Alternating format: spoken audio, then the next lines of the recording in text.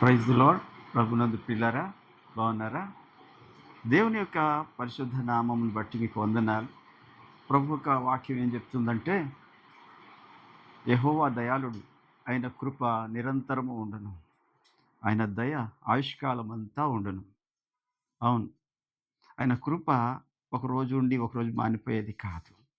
ఆయన కృప నీ అర్హత యోగ్యతలను బట్టి కలిగేది కూడా కాదు.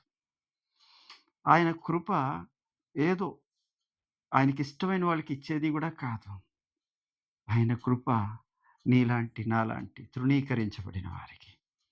ఏ వ్యక్తి కూడా తనలోని ఏదో ఒకటి చూసి దేవుడు నాకు కృప ఇచ్చాడు అని మరి అనుకోకుండా ఉండేలాగా ఆయన కృప నీచులను ఎంచుకుంది, తోసివేయబడిన వారిని ఎంచుకుంది, పాపులను ఎంచుకుంది, దరిద్రులను ఎంచుకుంది, మరి దీనులను ఎంచుకుంది.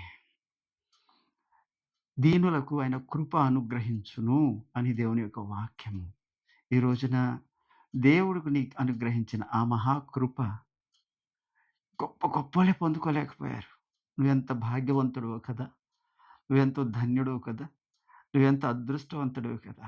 ఆ కృపను పొందుకున్నావు. కాబట్టి ఆ కృపని వ్యర్థం చేసుకోవద్దు. ఆ కృపని పోగొట్టుకోవద్దు.